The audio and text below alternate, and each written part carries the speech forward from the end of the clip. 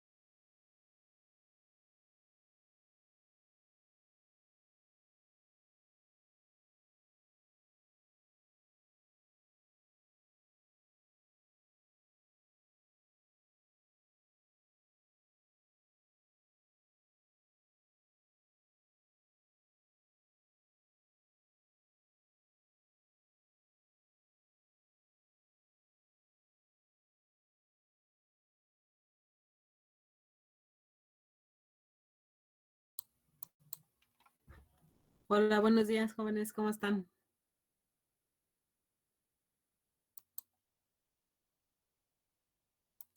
Hola, profe. Buenos días. Buenos días, hola.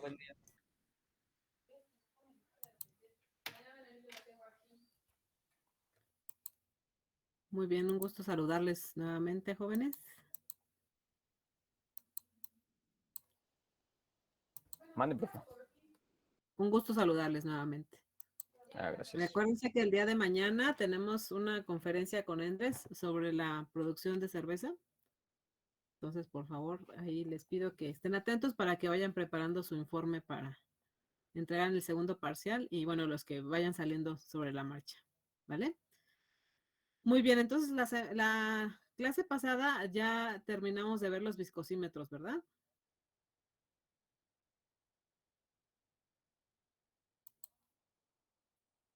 Sí, profe, ya. Muy bien.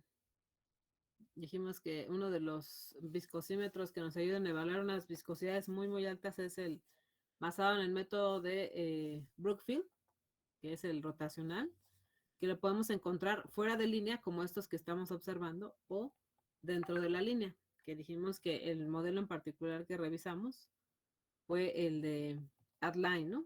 Dijimos que es una medición Addline porque el instrumento no está montado directamente sobre la línea principal del proceso, sino se conecta mediante una línea secundaria para que el fluido del proceso fluya hacia el interior de la cámara donde está nuestro elemento rotativo, ¿no? En este caso, aquí lo podemos observar. Muy bien, y bueno, ya terminamos de evaluar. Falta complementar, si no mal recuerdo, para checar el método de Hagen-Poiseuille. ¿Ese ya lo revisamos?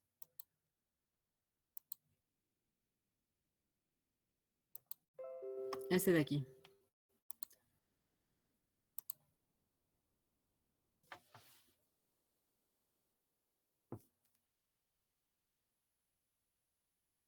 ¿Ese ya lo revisamos, muchachos? ¿Ya lo estudiamos? No. Me parece que un poco nada más como una introducción. Ok, Lo estábamos ok. checando. Sí, muchas gracias. Entonces, para ubicarnos dónde nos quedamos. Muy bien, entonces les comentaba yo que para explicar cómo funciona el método de Hagen-Poiseuille, dijimos que este método, a partir de una medición de caída de presión, podemos evaluar de manera directa la viscosidad, sustituyendo este valor de la caída de presión y otros datos que necesitamos para obtener una viscosidad de tipo dinámica o absoluta. Este método desarrollado por Hagen-Poiseuille dijimos que es válido siempre y cuando se cumplan 3 condiciones. ¿Sí se acuerdan de esas 3 condiciones?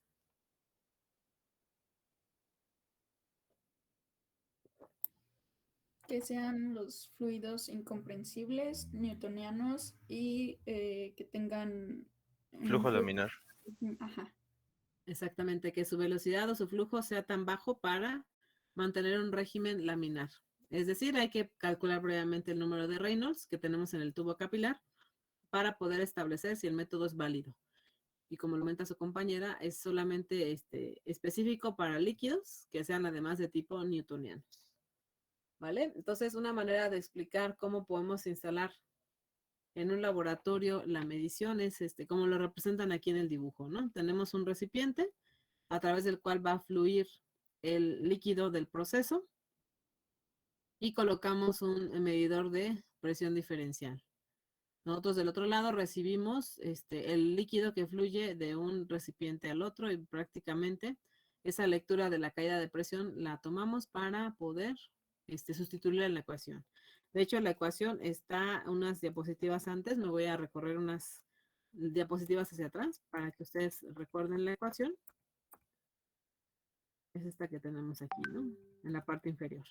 Nos dice que básicamente la viscosidad dinámica es equivalente a el producto de la caída de presión medida por el instrumento multiplicada por el radio del capilar a la cuarta y por pi, y todo eso dividido entre 8 veces el flujo volumétrico y la longitud del capilar. Si nosotros tenemos esos datos, los sustituimos y estimamos una viscosidad de manera experimental montando el método de Hagen-Poiseuille, que es ¿no? Muy bien, ya en proceso, ¿cómo lo vamos a observar? Bueno, veríamos aquí como lo representa el dibujo del extremo de la derecha.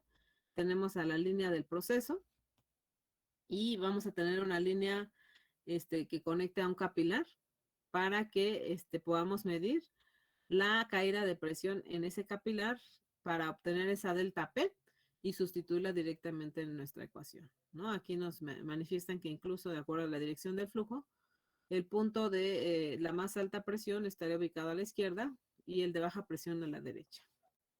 ¿Vale? Y en el caso de, para la enseñanza, en cuestiones didácticas, aquí vemos un prototipo de cómo a los estudiantes en un laboratorio se les puede explicar este método. Y lo que observamos aquí es un soporte con un recipiente que se encuentra ubicado a una cierta altura. Y en la parte inferior tendríamos un orificio. Aquí conectaríamos la tubería hacia la parte inferior. Ajá, para simular la línea del proceso. Y como línea secundaria tenemos un capilar. Si ustedes se fijan, aquí tendremos el capilar y tenemos un medidor de presión diferencial para poder evaluar esos cambios de presión asociados a la viscosidad del fluido que está fluyendo de un punto a otro. ¿Vale? Esta foto solamente nos ilustra un prototipo didáctico para la enseñanza de cómo funciona el método de Hagen-Poiseuille.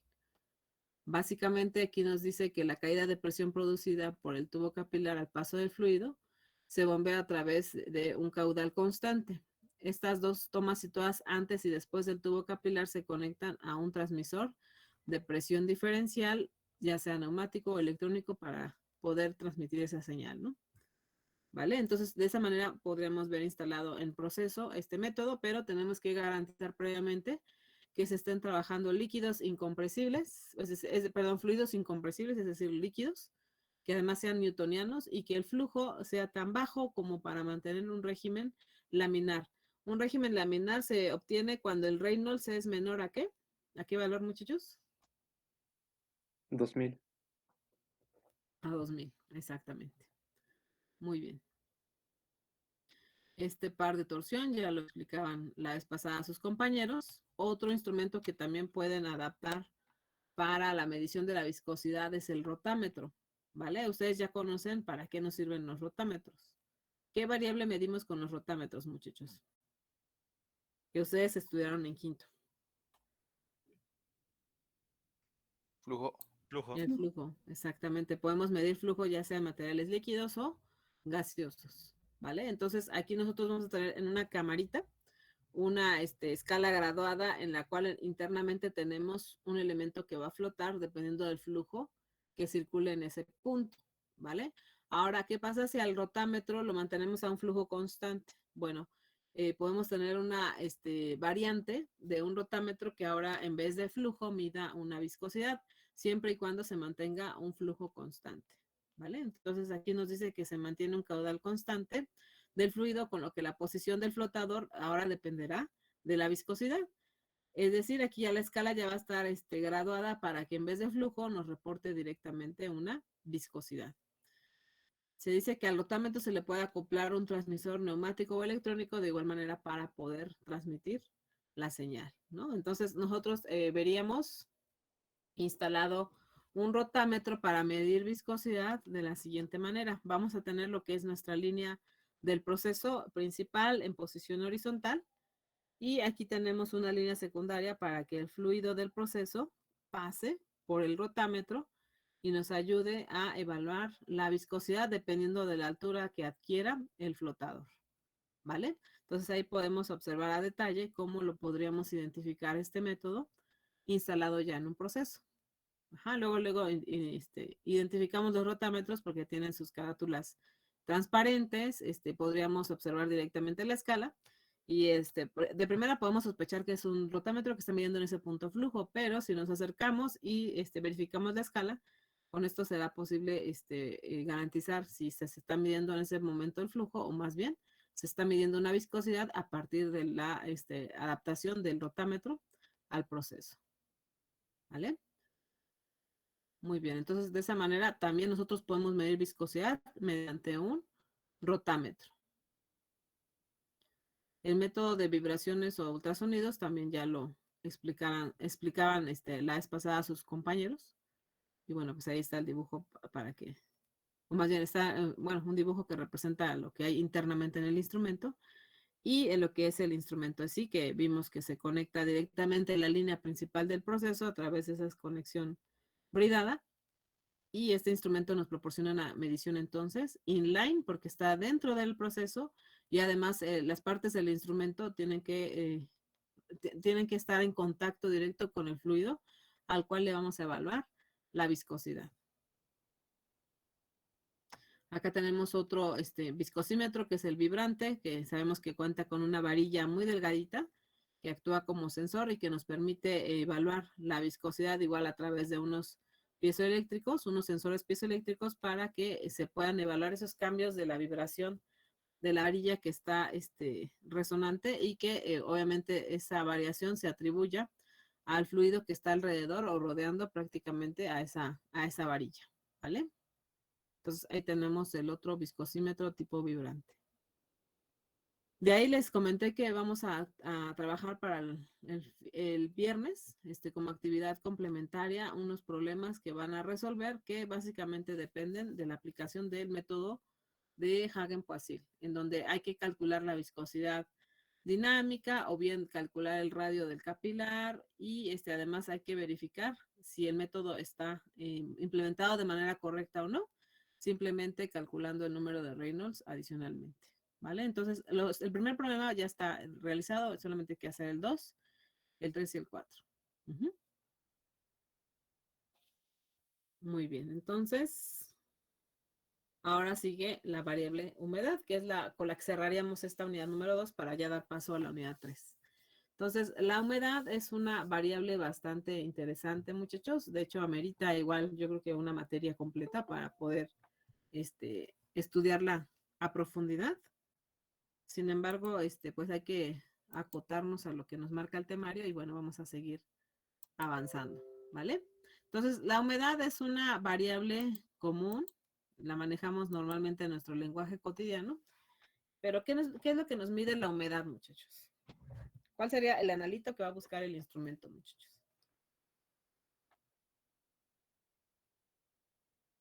Agua, profa, o H2O. Exactamente, va a buscar las moléculas de H2O que posean las muestras, ya sea gaseosas, líquidas o incluso materiales sólidos, ¿vale? Estos conceptos los tomé del CREUS, y para estudiar la humedad comienza con la humedad ambiental. Por eso describe que la humedad absoluta es la relación entre la masa de agua, que es vapor, entre la masa de aire seco. A eso se refiere con la humedad absoluta. Y más común, o en los reportes de meteorología, más se reporta, más que humedad absoluta, una humedad relativa. ¿A qué se refiere la humedad relativa? Bueno, es una relación de la cantidad de kilogramos de vapor de agua que habría en un kilogramo de aire seco, eso dividido entre la cantidad de kilogramos de vapor de agua que hay en un kilogramo de aire seco, pero en condiciones de saturación, multiplicado por 100. Entonces ahí nos da un valor que es en porcentaje, y en el que normalmente se reporta la humedad relativa, ¿sí? Aquí, para explicar más a detalle esta ecuación, nos describe que la humedad relativa es un término utilizado para expresar la cantidad de humedad en una muestra dada de aire en comparación, por eso se llama relativa, en comparación con la cantidad de humedad que el aire tendría estando totalmente saturado y a la misma temperatura de la muestra. Nosotros sabemos que es una condición de saturación, muchachos. ¿Cuándo tenemos un aire totalmente saturado?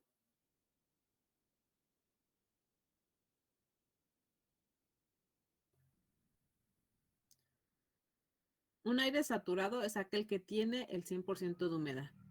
Esto quiere decir que por más de que intentáramos evaporar agua para hacerlo más húmedo, esta masa de aire ya no tendría la capacidad de retener más vapor, y por lo tanto se va a empezar a condensar toda masa de agua que yo quiera evaporar, ¿no? Entonces, la misma velocidad a la que se estaría evaporando el agua también se estaría condensando. Entonces, una condición de saturación nos manifiesta que básicamente se ha llegado al límite de la cantidad de vapor de agua que puede retener una masa de aire. No sé si está clara la explicación. De hecho, es muy semejante la analogía con el caso de las soluciones saturadas o sobresaturadas. ¿Se acuerdan cuando ustedes revisaron ese concepto en química de una solución saturada o una solución sobresaturada? ¿Cuándo tenemos una condición de una solución saturada, muchachos? Sí, era cuando se tenía la mayor cantidad posible de soluto en el solvente, si no mal recuerdo. Así es.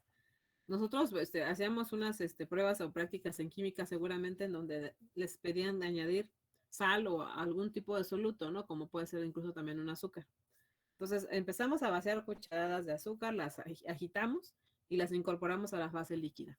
Pero va a llegar un punto en que ya no vamos a poder incorporar un soluto en la fase líquida.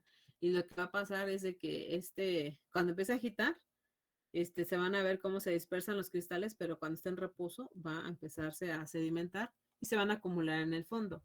Esto nos da un indicativo de que ya el líquido está saturado. Ya no puede incorporar más soluto a la fase líquida. Lo mismo sucede cuando un aire está saturado. Por más de que yo intente evaporar más agua, ya no voy a volver más húmedo esa masa de aire porque ya está en su límite. Ya está al 100% de saturación, es decir, ya tiene un 100% de humedad. ¿Sí está claro entonces el concepto de condiciones de saturación? Sí, profa. Muy bien. De hecho, la humedad, muchachos, es imperceptible a nuestra vista. Nunca la podemos ver. Ajá. Nosotros cuando vemos un efecto de neblina, es porque el aire ya está tan húmedo que se empiezan a acumular de pequeñas gotitas dispersas de agua en el ambiente. Y empezamos a ver esa neblina, pero esa neblina es gotitas de agua en forma líquida.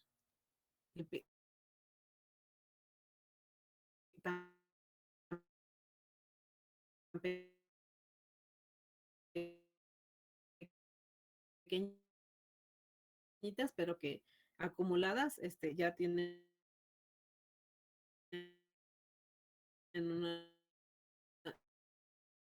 una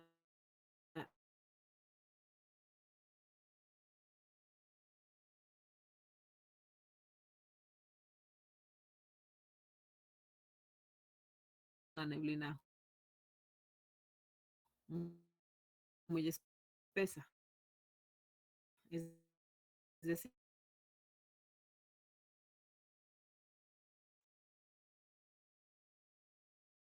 más allá de ajá. Las nubes, de hecho, erróneamente no se van, no, cristales también, por las temperaturas que se tienen a ciertas alturas.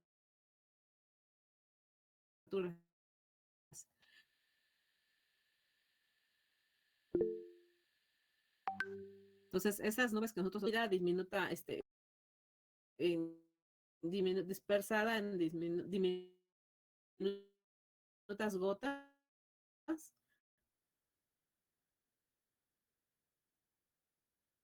mezcladas también con, no es humedad, son masa de agua líquida y sólida. Ahorita en la Ciudad de México,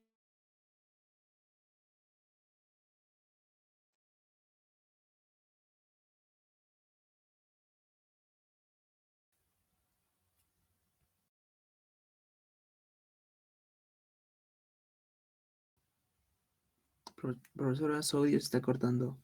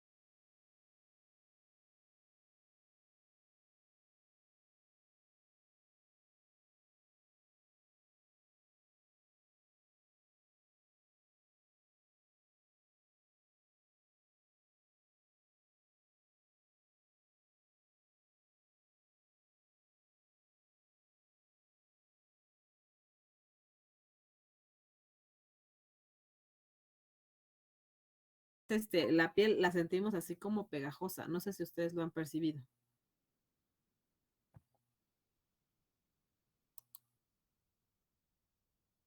Profa. Que disculpe, profe. Es que se estuvo cortando Ah, mucho sí, y de repente como que se salió sí, sí, vi y que apenas parpadeó ahorita la piel. volvemos a escucharlo. Les preguntaba que si ustedes han sentido esa sensación de la humedad elevada en alguna zona de algún en algún destino turístico, porque les haya tocado visitar a la familia en algún puerto. No sé si ustedes han percibido esa humedad elevada. ¿Cómo sienten la piel, muchachos? ¿O cómo sienten el pelo?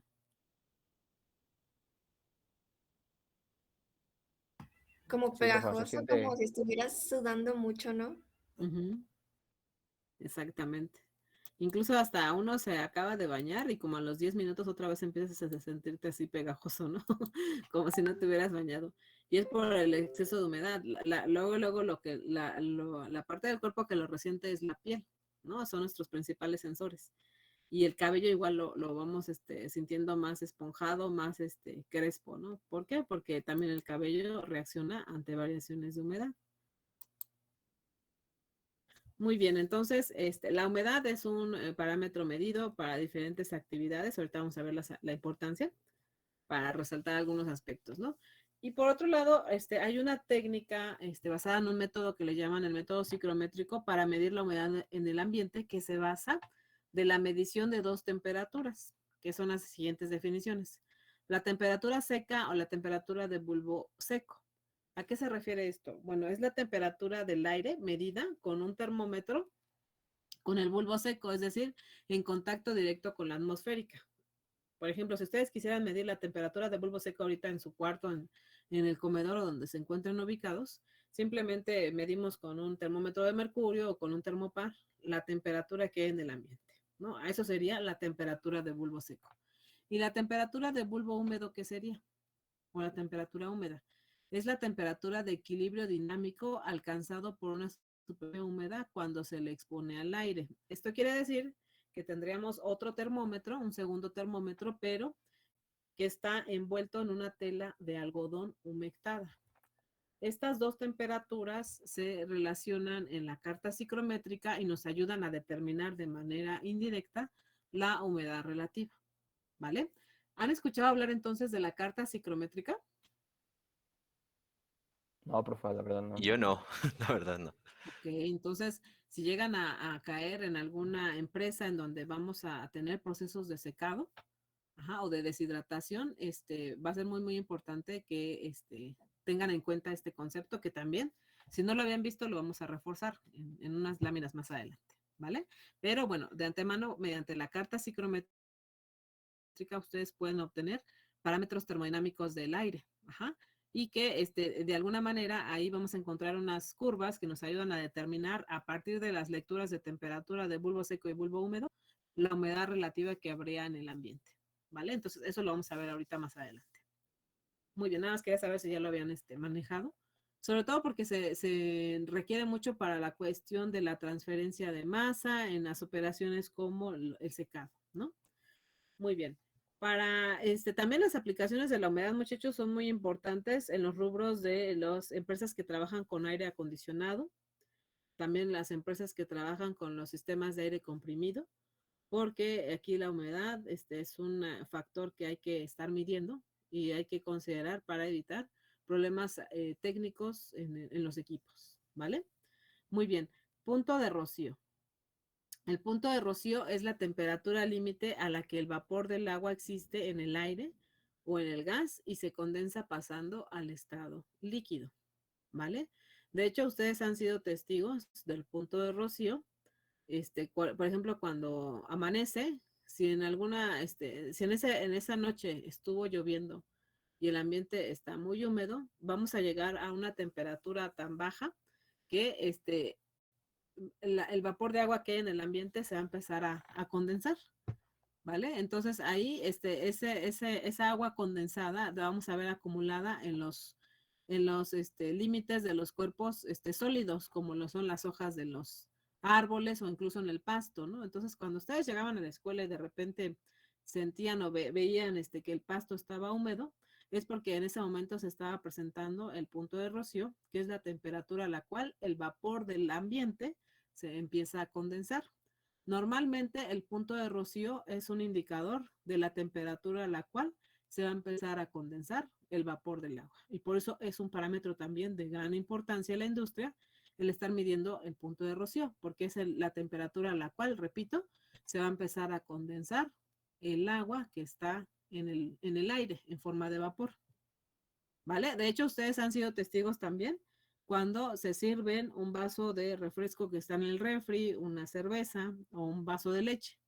Normalmente los productos que están almacenados en el refrigerador, ¿a qué temperatura están, muchachos? A unos 5 o 3 grados centígrados. Aprox, exactamente. Entonces, si el líquido que estoy sacando del refri está a unos 5 o unos 3 grados, pues está más frío que el ambiente, ¿no? Nosotros ahorita en este momento debemos de estar como a 18 grados Celsius, ¿vale? Entonces, si ustedes se sirven ese líquido que proviene del refri, que viene más frío, y lo vierten en un vaso de cristal, lo dejan reposando ahí sin tocarlo, y después van a ver conforme pasa el tiempo, va a estar empañado de gotitas de agua alrededor de ese vaso. Porque lo que sucede es lo siguiente. Si la temperatura de rocío en ese momento en el ambiente es de 10 o 12 grados, cuando la masa de aire que esté alrededor del vaso llegue a esa temperatura, es cuando se va a empezar a condensar el vapor que hay en el ambiente. ¿Sí me entienden? Es decir, el punto de rocío es una temperatura más baja que en el ambiente. Se va a presentar el fenómeno de condensación, de la condensación del vapor del agua. No sé si queda claro así de esa manera. Entonces, nosotros cuando nos servimos una bebida fría y dejamos que pase el tiempo, en un par de minutos vamos a ver una serie de gotitas acumuladas alrededor del vaso que nos representan la condensación del vapor del agua que hay en el ambiente. Si el punto de rocío es en ese momento, en esa ciudad o en ese lugar donde están, es de 10, 12 grados, cuando la temperatura que esté alrededor del vaso alcance los 10, 12 grados, porque obviamente el líquido lo sacamos a 4 grados, pero empieza a enfriar el aire que hay alrededor, entonces es cuando se empieza a condensar ese vapor de agua. ¿Sí quedó claro, muchachos? Sí, profe. Sí, profe. Muy bien. Entonces ustedes han visto y han sido testigos de lo que es el punto de rocío. Entonces es una temperatura más baja que el ambiente y es en la cual se presenta la condensación del vapor del agua, del aire que hay en ese momento. ¿Vale? Muy bien, espero que no se les olvide, porque lo vamos a retomar más adelante también. Profe, solo una pregunta antes de que continúe. No entendí bien la diferencia entre la temperatura seca y la húmeda. Ok. Bueno, nosotros, por ejemplo, ahorita la temperatura seca será como la temperatura ambiental, ¿no? Pero la temperatura húmeda se obtiene mediante la lectura con otro termómetro que está envuelto con una tela de algodón que está humectada en todo momento. Entonces, esa temperatura húmeda nos representaría como una condición de saturación, ¿no? De máxima saturación en ese momento. Entonces, estas dos temperaturas se relacionan mediante una ecuación y nos permiten calcular de manera directa la humedad relativa. De hecho, ahorita que revisemos la carta psicométrica, a lo mejor va a quedar más claro por qué se tienen que hacer esas mediciones y cómo a partir de estas dos temperaturas podemos estimar la humedad relativa en ese momento. Ok, sí. Gracias, profe. Sí, de nada. Muy bien. Por otro lado, hay un término que a lo mejor no lo han escuchado así, pero han estado en contacto con algunas sustancias que son higroscópicas. ¿Qué es una sustancia higroscópica? Es una sustancia capaz de atrapar o de absorber la humedad que hay en el ambiente. Ajá. ¿Qué sustancia higroscópica ustedes conocen? ¿Qué sustancias han visto en casa? Incluso los tenemos en casa, que tienen esa capacidad de atrapar el agua o de retener el agua del ambiente. Profesora, yo he visto, o bueno, he utilizado que ahí venden unos frasquitos con como bolitas Ujú. que sirven para lo que era atrapar la humedad. No sé si se refiere a eso. Sí, sí, sí, sí. Que lo usábamos mucho nosotros. ¿Para qué, por qué las usaban? Como somos, con papá y yo tenemos asma y ciertas Ajá. enfermedades, entonces, Ujú, la humedad y todo eso, pues nos hacía mucha alergia. ujú, Entonces, allá en la casa de mis abuelitos, pues estaba vieja la casa, entonces, para atrapar esa humedad y todo, usábamos ujú. esos frascos Ok. para atrapar esa humedad. Y de hecho, cuando los ocupas, y atrapan toda la humedad, se empiezan a hacer como líquidos, ¿no? Sí, había líquido en la parte de abajo del Ajá. frasco. Así es. Esas pelotitas suelen ser de cloruro de calcio, ¿sale? Entonces, esa es la función que tienen, atrapar la humedad. ¿Por qué? Porque la humedad es una condición que permite el desarrollo de microorganismos y tal vez a ustedes lo que más les pudo haber causado alergia es las esporas de los hongos. Entonces, los hongos crecen muy bien cuando hay elevadas condiciones de humedad. Entonces, por eso es importante regular la humedad. ¿Y cómo la podemos regular? Colocando este tipo de sustancias que son higroscópicas, que de hecho en estos compresores, no sé si ustedes los han visto, hay unas unidades de mantenimiento, es decir, que cuentan con filtros para atrapar la humedad que hay en el aire, para evitar que cuando se enfríe el aire, pueda generar la condensación que ya dijimos que es el efecto del punto de rocío. ¿Vale? Entonces, esas unidades de mantenimiento para los sistemas de aire comprimido cuentan con algunas sales de calcio también para atrapar la humedad que pueda tener en ese momento el aire, para evitar que se llegue a enfriar y por lo tanto condensar más adelante. Muy bien, entonces ya mencionamos acá el fluoruro de calcio, que efectivamente es una sustancia higroscópica. Otra que ya les mencioné es el pelo. El pelo puede atrapar o absorber la humedad y generar unos efectos de cambios físicos derivados del contacto con la humedad. Es decir, cuando estamos exponiendo el cabello humano a un ambiente húmedo, se tiende a ser más crespo, se tiende a encoger, se tiende a rizar, para que me entiendan. Y cuando lo exponemos a un ambiente seco, se tiende a ser más lacio, ¿vale? Se tiende a extender, para que me entiendan. Entonces, ahí ya dijimos dos ejemplos, el cloruro de calcio, el cabello humano, son higroscópicos. ¿Qué otra sustancia higroscópica conocen? Que nos ayuda a eliminar la humedad. Bueno, no sé si sea del mismo de calcio que mencionó, pero algunos zapatos creo que son de cuero, traen unas bolsitas que se supone es para eso, para atrapar la humedad. Exactamente, exactamente, son de sílica gel, ¿no? Entonces, esta sílica gel de igual manera tiene esa capacidad de absorber la humedad, ¿no? Y de hecho, esas bolsitas de sílica gel que están en forma de pelotitas, también les van a encontrar en algunos otros objetos como algunas mochilas, por las telas que pueden deformarse por la humedad o la piel, incluso si se compran artículos de piel, estuches de piel, van a venir con pelotitas de sílica gel. Incluso los estuches en donde guardan las cámaras fotográficas, en donde guardan algunos objetos electrónicos, incluso como las laptops, vienen con sus saquitos de sílica gel para evitar que se afecte a los componentes electrónicos por el contacto con una humedad elevada. De hecho, por ejemplo, si el celular se llega a mojar, muchachos, ¿qué nos recomiendan? Nos recomiendan que abrirlo, exponerlo al aire y qué más. Arroz. Mételo en la luz. Exactamente.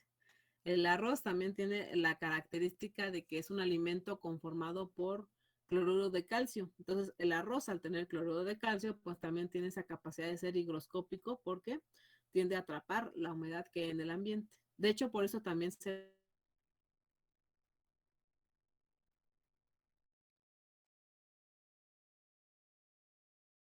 le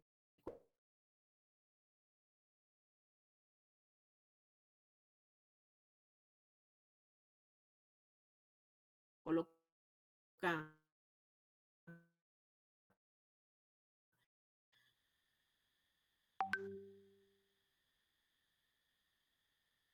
una pequeña cantidad que la sal Profa, se está volviendo a trabar su audio.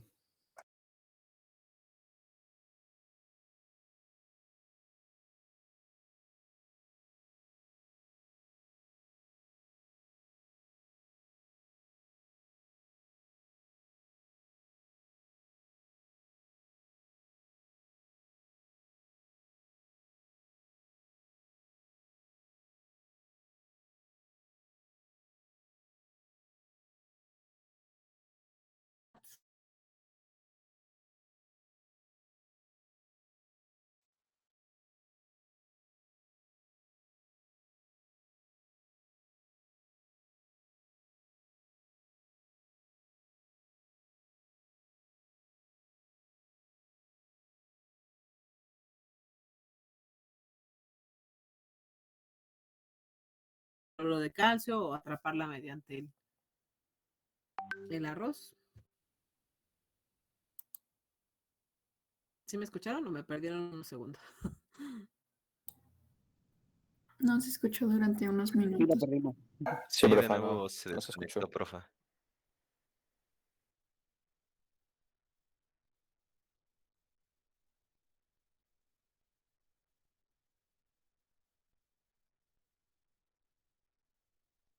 Oh, ya. Muy bien. Entonces, les mencionaba yo que hay una diferencia entre absorción o absorción. Todos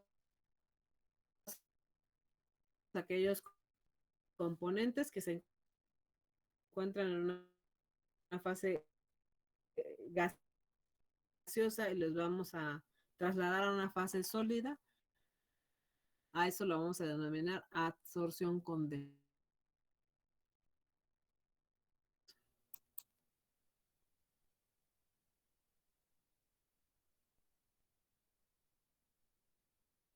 Bueno, ¿sí me escuchan? Se está perdiendo otra vez, profesora. Sí, la escuchamos muy entrecortada, profa.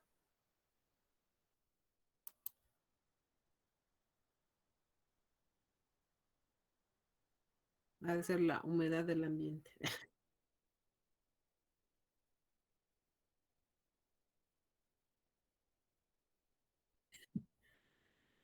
Ok, entonces no sé si quedó claro el concepto de absorción con D.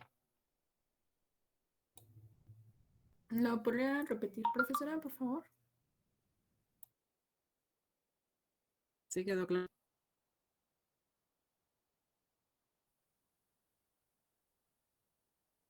El refrigerador de composición. No, vamos a suponer que olvidamos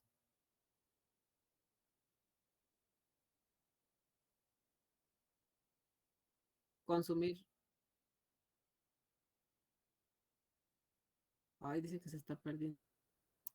Sí, se está trabando todavía, profa. Profa, no se escucha bien.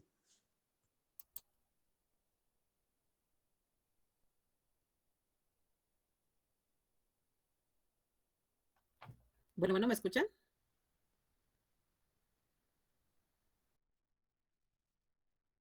Sí, ahí ya se escucha. Ya se Creo que fue. hasta se salió de la reunión. Se fue.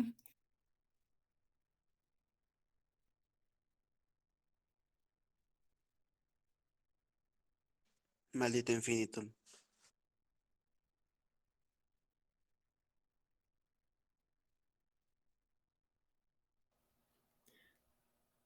¿Ahí me escuchan?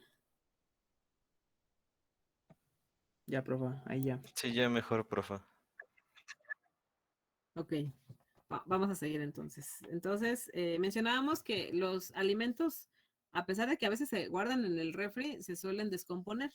Entonces, imaginen que dejaron por ahí una paella olvidada o dejaron por ahí unos mariscos y empieza a apestarse el refrigerador, ¿no? Entonces, fenómeno ocurre porque los alimentos al descomponerse empiezan a liberar componentes orgánicos que le dan ese aroma bastante característico a los alimentos que se van echando a perder, ¿no?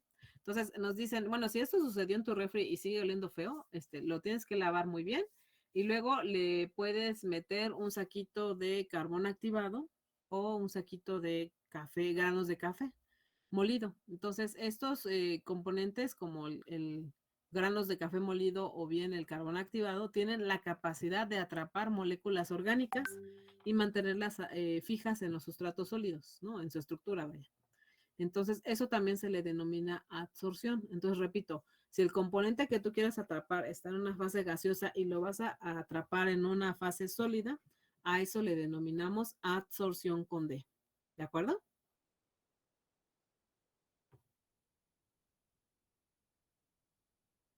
Vale. Muy bien. ¿Y absorción qué es? Bueno, la absorción es cuando el componente también lo tienes en una fase gaseosa, pero lo vamos a trasladar a una fase líquida. como lo que sucede como cuando ustedes han llegado a tener en casa las peceras, ¿no? Nosotros necesitamos airear el agua para que los pececitos puedan tomar el oxígeno disuelto que hay en el agua. Hay algunas especies marinas que han evolucionado para tomar el oxígeno de la superficie y ascienden, ¿no? Como lo hacen los delfines, como lo hacen las ballenas, como lo hacen algunos otros peces como los beta. Si ustedes han llegado a tener una pecerita con peces beta, han visto cómo los pececitos ascienden hacia la superficie y toman el oxígeno. Sin embargo, otras especies marinas necesitan del oxígeno que está disuelto en el agua. ¿Y cómo lo hacemos? Pues a través del proceso de aireación. Entonces, ahí el oxígeno lo vamos a trasladar de una fase gaseosa, lo vamos a disolver en una fase líquida. A ese fenómeno lo denominamos absorción.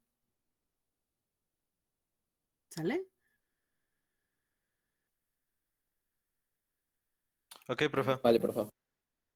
De hecho, para algunos sistemas en donde tenemos emisiones con algunos ácidos, vamos a suponer que en algún proceso químico se generó ácido sulfídrico.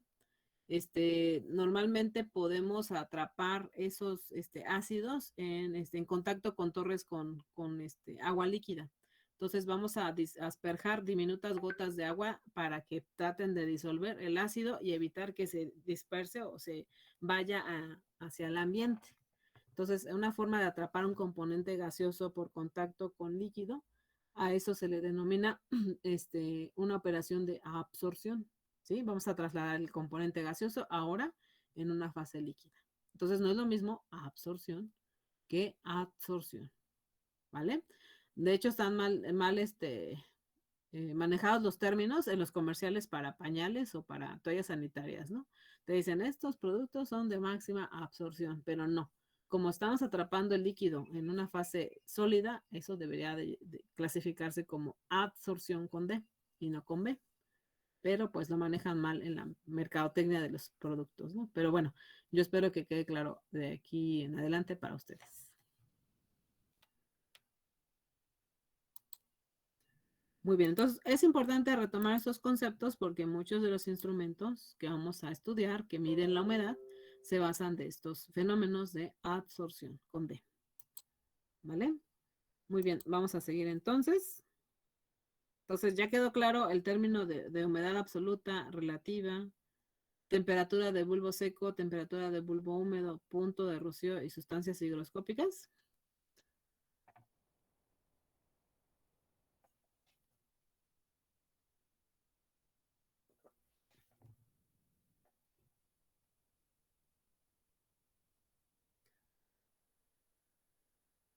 ¿Sí quedó claro? Sí, profe. Sí, profesora. Sí, profe. Bien. Ok. Aquí hay otros ejemplos de materiales higroscópicos para que no se les olvide. Por ejemplo, si ustedes han ido con la familia o con los amigos a una visita a la Marquesa, pues ya saben que uno puede llevar su parrillada, hacer unas carnes asadas, podemos jugar fútbol americano, fútbol soccer, andar en los caballos, en las motos, etcétera, ¿no? Entonces se la pasa uno muy bien, pero hay que tener cuidado con esa humedad que podamos tener, sobre todo dependiendo de la época del año. Quienes son los primeros en avisarnos que se avecina una tormenta cuando vamos a un bosque o a una zona boscosa son las piñas de los pinos, muchachos.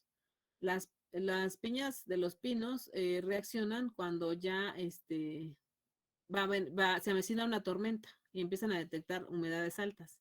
Entonces, fíjense, aquí nos menciona que los conos de los pinos se cierran cuando aumenta la humedad para proteger las semillas del interior de la piña cuando se aproxima una tormenta. Eso fue un mecanismo de defensa de la planta para cuando ocurrían las tormentas y de esta manera garantizar y proteger las semillas que nos van a permitir que perdure o se perpetúe esa especie en esa zona. Entonces, las piñas de los pinos se van a empezar a cerrar en el momento en que detecten una elevada humedad.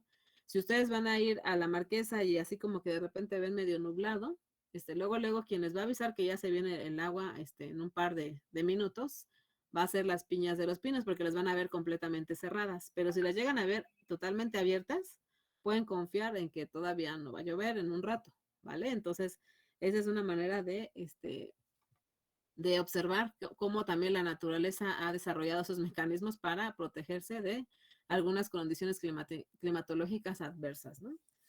Por otro lado, en esa fotografía que está a la derecha, en la parte superior, observamos el ejemplo de que la recomendación cuando un objeto o un aparato electrónico ha estado en contacto con el agua, bueno, pues nos recomiendan primeramente secarlo por un par de días al aire y después para retirar el exceso de humedad que haya quedado internamente en el equipo, nos piden que lo almacenemos por un par de días también, encerrado en en una masa de arroz crudo, obviamente, para garantizar que el arroz pueda absorber la humedad que pueda todavía quedar residual en el equipo, ¿no? Y de esta manera volver a rescatarlo o al menos salvarlo de alguna falla más grave, ¿no? En el caso de la humedad en el ambiente, ya nosotros mencionábamos que si vamos a la playa, vemos como la muchacha que está aquí representada en la fotografía, nos indicaría que cuando fue a la playa, su pelo alcanza ese nivel de esponjosidad como el que está ubicado en la parte izquierda. Ajá. Vean cómo el pelo se alborota más, se tiende a rizar más, ¿no? Se tiende a hacer más frizz, ¿no? Tiene ese efecto de frizz por el efecto de la humedad, ¿no? Pero cuando estamos en un ambiente seco, en un ambiente más, con menos humedad, pues vean cómo aquí el pelo se comporta de otra manera, se percibe mucho más, más controlado su volumen y se va a notar un poco más, incluso más lacio, ¿no? Y ese es el efecto que tiene nuestro cabello cuando se comporta, o más bien cuando se pone en contacto con humedades bajas o humedades altas. Repito, la humedad normalmente aquí en la zona centro de nuestro país es de 55%, pero cuando nos llevan a lugares con humedades más bajas o más altas, luego nuestra piel y nuestro cabello lo va a resentir, ¿vale? La saturación del aire. Bueno, aquí está el ejemplo de el concepto de saturación para que gráficamente quede más claro, ¿vale? Decimos que el aire está saturado cuando contiene un 100% de humedad relativa, cuando los niveles de evaporación y condensación del agua están equilibrados y el agua no puede seguir su proceso de evaporación. Vamos a observar el dibujo de la derecha. Aquí en el dibujo de la derecha vemos un ambiente seco, ¿no? Por así decir, con bajo nivel de humedad. Entonces, ¿qué es lo que va a suceder cuando se exponga ese ambiente a una proporción de agua? Bueno, el agua va a empezar a evaporarse para tender a equilibrar la humedad del ambiente. Y la velocidad de condensación va a ser más baja que la de evaporación cuando estamos en un ambiente seco. Pero cuando estamos en un ambiente muy húmedo o que esté incluso al 100% de humedad o saturado, pues la misma velocidad de evaporación va a ser que la de condensación. Y no sé si ustedes lo han visto cuando cocinan en casa, no sé, los tamales o el pozole que pasaron las fiestas patrias. No sé si ustedes han visto cómo las ventanas incluso se puede reflejar el efecto de la condensación del agua. Se siente todas las ventanas, ¿cómo se llama? Saturadas de humedad y vemos cómo prácticamente se empiezan a condensar esos vapores de agua que hay en el ambiente, ¿vale? Entonces, por más de que ustedes intenten hervir más agua o caldo, pues a la misma velocidad se van a estar condensando las moléculas de agua que se encontraban en una fase de vapor. Entonces, cuando se tiene esa condición de saturación es cuando la velocidad de evaporación es la misma que la velocidad de condensación, ¿vale? Para que lo diferencien o lo identifiquen. ¿Sí quedó claro, chicos?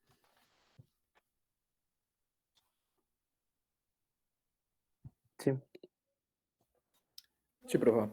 Ok, porque luego le ven que los videos nos cortan y ya no se entiende. Muy bien. ¿Qué importancia tiene la medición de humedad? Bueno, pues tiene una importancia enorme en los procesos de producción, en la parte del confort humano, en algunas actividades comerciales como la navegación de los aviones. Ajá. No sé si ustedes a los que les gustan los aviones, por ejemplo, en todos los aeropuertos hay unidades de meteorología donde se van reportando las condiciones ambientales. Y dependiendo de los clima, las condiciones que se tengan en ese momento en el clima, se puede permitir el aterrizaje o el despegue, perdón, de los aviones. De las condiciones ambientales depende la autorización de la torre de control para que un avión pueda despegar o pueda aterrizar. ¿Vale? Entonces vean qué tan importante es el clima y cómo se debe de tener unos instrumentos en buen estado, calibrados, que nos garanticen mediciones correctas para tomar decisiones que incluso pueden afectar las actividades comerciales en todo el mundo. De hecho, nosotros aquí en la Ciudad de México tenemos un clima muy noble, pero si ustedes se empiezan a mover cuando trabajen en regiones del norte o del sur, ahí van a ver que también los vuelos suelen tener de repente muchos atrasos, porque a veces no se autoriza el despegue por las condiciones ambientales que se tienen.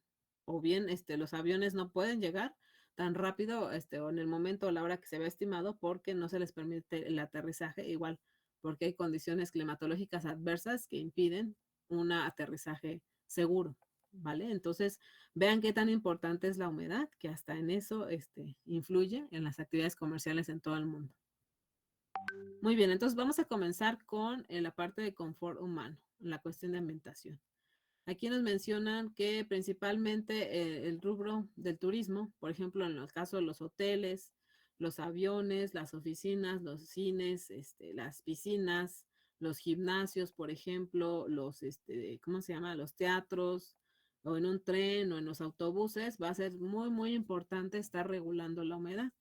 ¿Por qué? Porque si nosotros exponemos a las personas a una temperatura elevada y una humedad alta, pues se van a sentir luego incómodas, ¿no? Imagínense que a lo mejor un viaje de aquí a Querétaro, pues no nos afecta si hay mucha humedad en el ambiente o está muy cálido el ambiente, ¿no? Pero si ya van a hacer ustedes un traslado que implique varias horas de viaje, imaginen que van a hacer un viaje, no sé, de aquí a Tijuana, pues ahí ya el viaje no es un par de horas, ahí ya se van a echar al menos 2 días de viaje, ¿no? Porque además el autobús tiene que hacer paradas para que desayunen, coman o cenen en algún sitio. Y bueno, pues el viaje es muy bonito, pero sí es bien cansado. Entonces, un traslado de la Ciudad de México a Tijuana anda llevándoles como 44 horas de viaje, ¿no? Entonces, imagínense ir en un trayecto donde van a estar expuestos a ambientes fríos o ambientes muy calientes o muy húmedos, pues todo esto puede afectar en su confort y pueden sentirse incómodos, ¿no? Aunque vayan muy contentos y todo, no es agradable realizar un trayecto tan largo para ¿cómo se llama? Llegar a su destino sin que el autobús o la línea maneje tecnologías que permitan regular sus climas, ¿no? Internamente.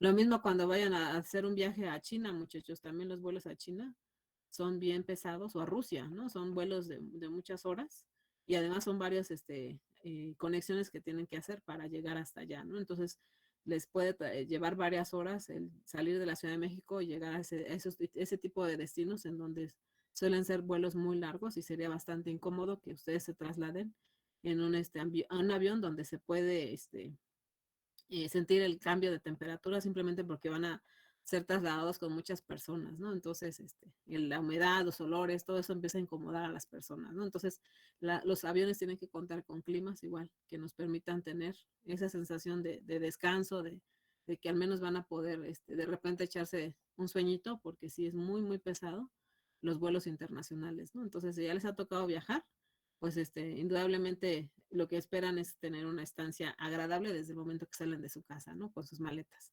Pero bueno, ya a algunos les tocará vivir muy pronto esa experiencia ya cuando empiezan a trabajar. Yo al menos deseo que va a pasar eso y yo creo que ustedes lo van a vivir, ¿no?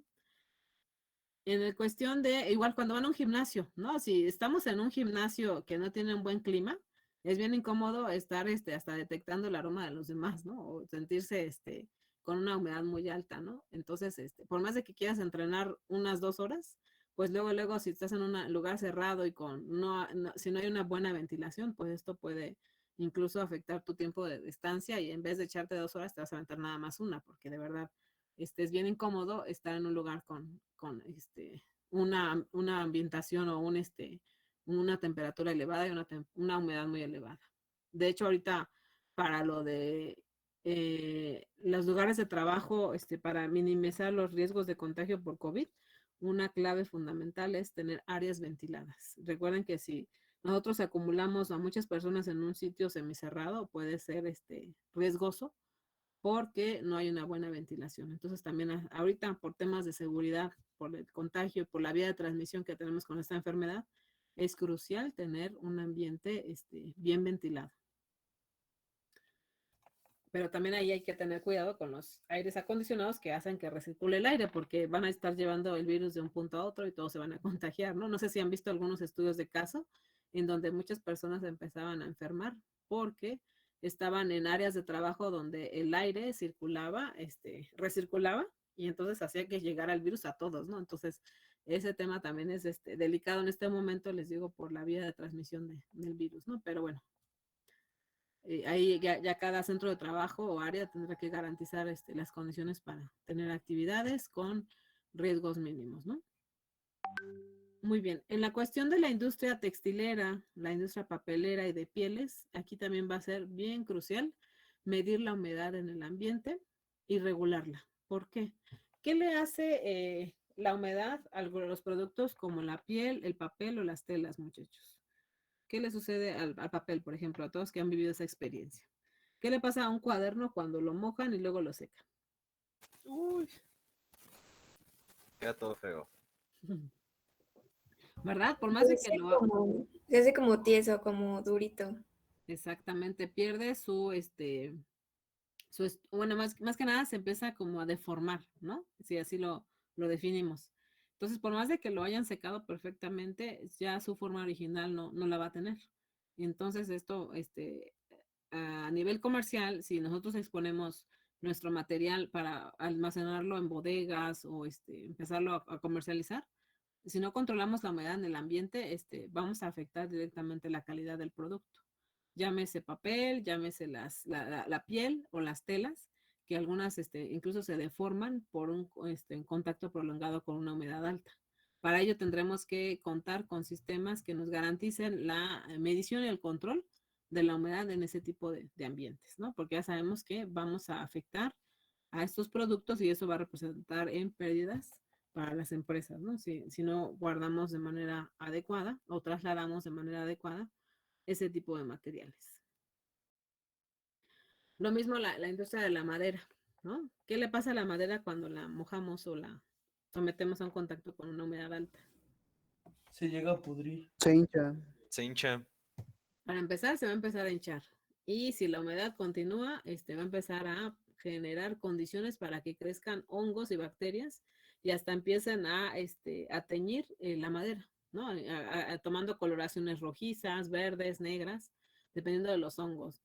No sé si ustedes han visto en la cocina que de repente usamos las tablas para picar, ¿no? La fruta, la verdura, y la lavamos la madera, ¿no? Y como no tiene resinas o protecciones, se empieza a llenar de hongos. Por más de que uno la talle y la lave, los hongos son muy aferrados y son bien difíciles de retirar, ¿no? Entonces, va a llegar un punto en donde de plano esa tablita la vamos a tener que tirar porque ya es insalubre, porque ya tiene un hongo ahí bien incrustado y va a ser bien difícil retirarlo, ¿no? Para aislar la madera de la humedad, lo que se suele hacer es colocarle barnices que sirven como repelentes de la humedad. Ustedes saben que la madera es un material poroso, que igual, aunque la trabajes y tengas un acabado de pulido adecuado, hay que protegerla siempre con barnices para evitar que se pueda hinchar o se pueda deformar por el contacto con la humedad del ambiente, incluso la del mismo ambiente. Esa humedad puede migrar hacia la madera y la puede dañar, ¿no? Para ello hay que protegerla y por lo tanto la industria maderera pues se tiene que encargar de que sus procesos en donde se hagan los productos y donde se guarden o almacenen, tengan unos bajos niveles de humedad para evitar que se dañe su producto, ¿no? Principal. Sobre todo antes de que se les recubra de los barnices porque son los que finalmente van a proteger al final al producto. ¿Vale? Muy bien. En la industria alimenticia, aquí hay varios contrastes. Por un lado, para ciertos procesos va a ser deseable ambientes secos para poder procesar los alimentos. Y para otras ocasiones vamos a requerir altas humedades. Por ejemplo, los procesos de deshidratación para la obtención de frutas, pasas, café, sopas. Una vez que estos productos se han deshidratado, pues normalmente si los exponemos nuevamente a un ambiente húmedo, rápidamente la van a atrapar esa humedad. Entonces, para ello, las máquinas de llenado tienen que trabajar de tal manera que rápidamente garanticen el envasado correcto de estos productos para evitar que puedan ganar humedad en esos traslados de un punto a otro, ¿no? Entonces, de hecho, cuando no se sellan bien las bolsas o los envases en donde vamos a almacenar estos productos, con algún mínimo defecto que tenga el proceso de sellado, puede permitir que la humedad migre del ambiente hacia su interior. Yo les comentaba en una ocasión que la humedad que contienen los productos de cereal que nosotros vamos a consumir en el desayuno, normalmente se dejan a un 5% de humedad o menos. Porque ya se ha comprobado en diversos estudios que un bajo nivel de humedad impide el crecimiento microbiano. Es decir, el mejor aliado para que un microorganismo se pueda reproducir es la humedad. Por eso los alimentos húmedos y frescos se echan a perder más rápido. Y por eso los alimentos deshidratados, como la machaca, por ejemplo, que se comercializa mucho en el norte porque es un producto que se le ha retirado prácticamente toda el agua. Por eso la carne puede durar meses y meses guardada en su empaque. ¿Por qué? Porque tiene una humedad tan baja que impide que cualquier microorganismo o espora que haya quedado adentro del producto se desarrolle porque hay un bajo nivel de humedad. Entonces, el mejor aliado para que se activen las bacterias y los hongos es la humedad. Entonces, si el producto se va a comercializar como seco o deshidratado, pues tiene que guardarse perfectamente bien para evitar que gane humedad, ¿no? Y sobre todo les digo, en las máquinas de envasado, pues en esas zonas del proceso debe de haber una humedad baja para que se evite que la humedad migre del ambiente hacia el producto que se acaba de secar o se acaba de someter a un proceso de secado, ¿no? Muy bien. Por otro lado, para la panadería, para la industria panadera, ahí el mejor aliado para que tengan un pan bien esponjadito es la humedad. Ajá. No sé si alguno de ustedes ha hecho pan, así bolillo, o ha hecho ¿cómo se llama? Pan de muerto, ahorita que ya se ven en la época de panes de muerto. ¿Alguno de ustedes ha hecho en casa algún pan de este tipo, de los que crecen con levadura?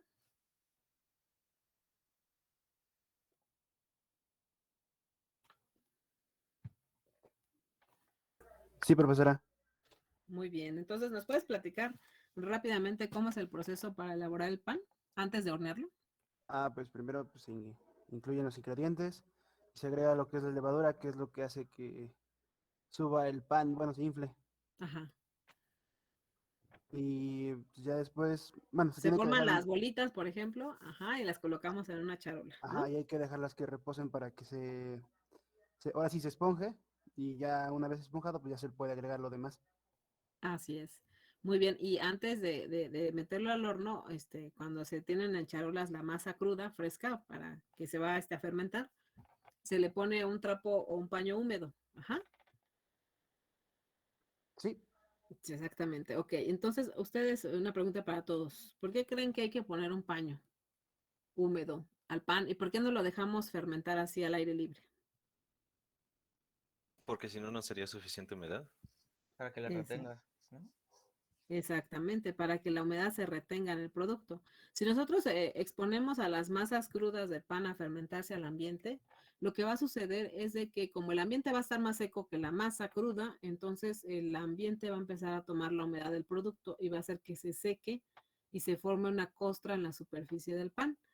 Esto va a dar lugar a que al tener una costra dura en la superficie del pan, cuando empiece a crecer la levadura y empiece a extenderse el volumen del pan, ya no va a esponjar como se esperaba. ¿Por qué? Porque tenemos una costra inflexible que impide que crezca el pan. O sea, es una costra dura que afecta a que la superficie sea flexible y que incremente su volumen el pan. Entonces, esto va a afectar en sí en la esponjosidad del pan si lo exponemos en un ambiente seco. En cambio, si lo fermentamos en un ambiente húmedo, al tener una superficie húmeda, pues esto va a garantizar que la superficie va a estar suavecita y que cuando empiecen a crecer las levaduras y el CO2 que emiten empiece a atraparse en las estructuras del pan, esto le va a dar una mayor esponjosidad y va a permitir que el pan adquiera un cierto volumen, ¿vale? Ahora imagínense cómo lo harán en la industria. Bueno, pues ya en la industria no vamos a poner unos trapos sobre el pan, ¿no? Lo que vamos a hacer es tener una cámara de fermentación en donde se va a tener una temperatura adecuada para el crecimiento de la levadura y además una humedad alta para garantizar que la superficie no se va a deshidratar y se va a mantener humectada la superficie para que cuando esponje el pan sea flexible y adquiera el volumen que se requiere, ¿no? Entonces, la cámara de fermentación es una etapa crítica para garantizar que el producto que vamos a obtener va a estar con la esponjosidad o con la densidad que se requiere para que lo consuma el cliente o como lo desea el cliente, ¿no? Entonces, imagínense de qué tamaño serán las cámaras de fermentación de la compañía Bimbo, que es una de las principales aquí en México, de las más grandes que producen pan, no solamente aquí, sino a nivel internacional, ¿no? Entonces, ellos sí cuentan con esas cámaras de fermentación climatizadas para garantizar una buena fermentación en los panes que producen. Muy bien, jóvenes, pues por el tiempo, hasta aquí le dejamos por el día de hoy. Me recuerdan que nos quedamos en el tema de la humedad de la industria panadera para continuar y pues les deseo que tengan un excelente miércoles. Sigan cuidándose mucho y nos vemos el próximo viernes, ¿vale? Gracias, profe, igualmente. Vale, profe, hasta el viernes. Hasta luego. Cuídese. Gracias. Bye, igual. Chale, profe, bye.